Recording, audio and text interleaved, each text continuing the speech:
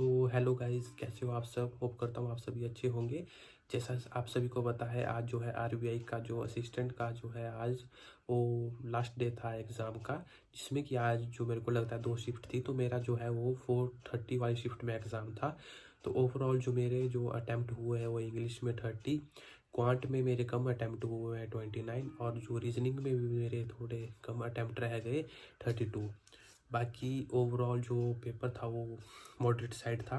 जो क्वांट था उसका लेवल थोड़ा डिफ़िकल्टी साइड था, क्योंकि उसमें बहुत ही टाइम टेकिंग वो बन गया था। अर्थमेटिक भी थोड़े ट्रिकी आए थे, और जो सिंप्लीफिकेशन में भी टाइम लग रहा था। हालांकि जो डीआई थी वो इजी थी, लेकिन जो अर्थमेटिक के क्वेश्चन थे और ऊपर से रॉन्ग नंबर सीरीज थी, जिससे कि जो है आप 35 में से 35 अटैम्प्ट करना वो बहुत ही मुश्किल हो रहा था। आप सभी भी अपने अटैम्प्ट्स बताएं कि आपके कैसे अटैम्प्ट्स रहे। तो सबसे पहले बात करते हैं इंग्लिश सेक्शन की। तो इंग्लिश में जो है आरसी था वो आसान था, जिसमें कि एक जो है आपकी गर्ल होती है जो कि अपने पाउंड के पास पहले घूमती रहती है, बाद में वो ये फॉरेस्ट में जाकर वो उसे एक अलग होम दिखता है, जिसमें कि 3 रैबिट जो है वो वहाँ रहते थे। इसके बारे में था, इजी था, थोड़े क्वेश्चन आसानी से बन गए थे। बाकी क्रोस टेस्ट था जो कि क्रो के ऊपर था, वो भी थोड़ा आसानी से हो गया था। एक दो उसमें मेरे को थोड़े ट्रिकी लगे, बाकी तो मैंने क्लिक कर दिया है मैंने, क्योंकि इंग्लिश में 30 में से 30 अटैम्प्ट कर दिया है। बाकी क्रॉस टेस्ट के बाद आपके जो है सेंटेंस अरेंजमेंट के भी क्वेश्चन थे। उसके बाद मैच द कॉलम का एक क्वेश्चन था। बाकी फ्रेज रिप्लेसमेंट के भी आपके 5 क्वेश्चन थे। उसके बाद जो है आपका एरर के भी आपके क्वेश्चन थे, जिसमें कि कई में आपको जो है वो करेक्ट सेंटेंस बताना था, और कई एक दो क्वेश्चन में आपको इनकरेक्ट सेंटेंस बताना था ग्रामेटिकली। बाकी स्पेलिंग वाले क्वेश्चन भी थे, जिसमें कि करेक्ट और इनकरेक्ट स्पेलिंग और वर्ड्स को आपको बताना था। हालांकि ये बहुत ही ट्रिकी बन गया था कि किस में करेक्ट और किस में इनकरेक्ट। अगर आप उनकी इंस्ट्रक्शन नहीं पढ़ोगे तो आपको तो वहीं से आपका क्वेश्चन रॉन्ग हो जाएगा। तो इंग्लिश भी थोड़ी आपको ईजी टू मॉडरेट साइड ही लगी होगी जिन्होंने एग्ज़ाम दिया होगा। बाकी उसके बाद हमारा क्वांट सेक्शन ओपन हुआ। जैसे क्वांट ओपन हुआ, सबसे पहले मैंने रॉन्ग नंबर चीज़ें देखी, लेकिन मैंने उसे अटैम्प्ट नहीं किया। सिंप्लीफिकेशन के क्वेश्चन मैंने अटैम्प्ट करना स्टार्ट किया, जिसमें कि वो थोड़े ट्रिकी तो नहीं बोल सकते, लेकिन टाइम टेकिंग थोड़े थे।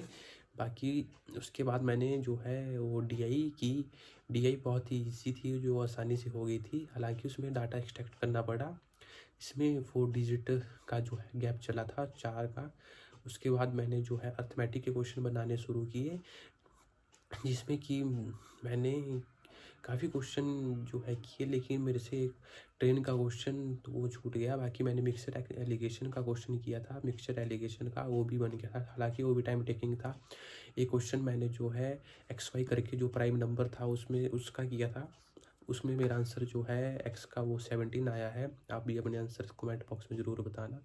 उसके बाद जो है मैंने और भी अर्थमेटिक एक जो टाइम एंड वर्क पे अर्थमेटिक का क्वेश्चन आया था, जिसमें कि आपको फ्रैक्शन में वैल्यू मिल रही थी शायद। और एक आपका बोट एंड स्टीम से क्वेश्चन था, जिसमें कि आपका 3 हावर जो है वो आंसर आ रहा था। बाकी मेरे को याद नहीं रहा है। बाकी मैंने अर्थमेटिक में अटैम्प्ट किए हैं।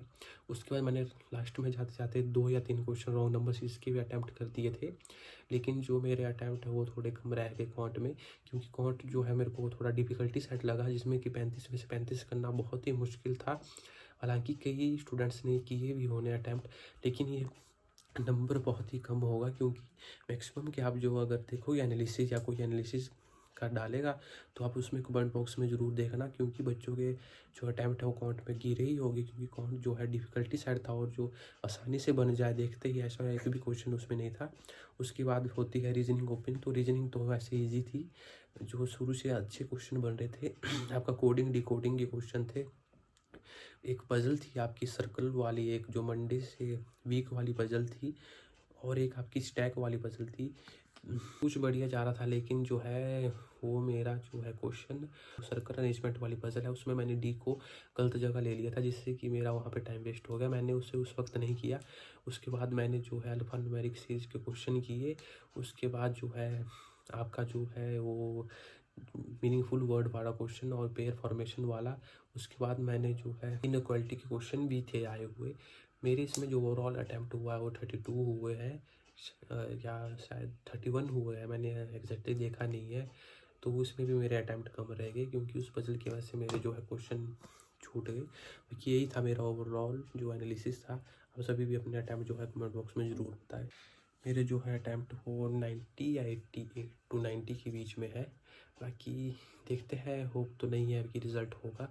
अगर नॉर्मलाइजेशन होता है क्वांट में और इंग्लिश में एक्यूरेसी ठीक रहती है तो शायद हो भी सकता है, लेकिन इंग्लिश में जो है एक्यूरेसी वो मेरे को लगता नहीं है कि वो ठीक होगी। मैंने जो है वो चंडीगढ़ से एग्ज़ाम को फ़िल किया। आप सभी अपना बताएं कि किस स्टेट से आपने फ़िल किया है और आपके जो है 13 अप्रैल में जो लास्ट शिफ्ट थी उसमें आपके कितने अटैम्प्ट है।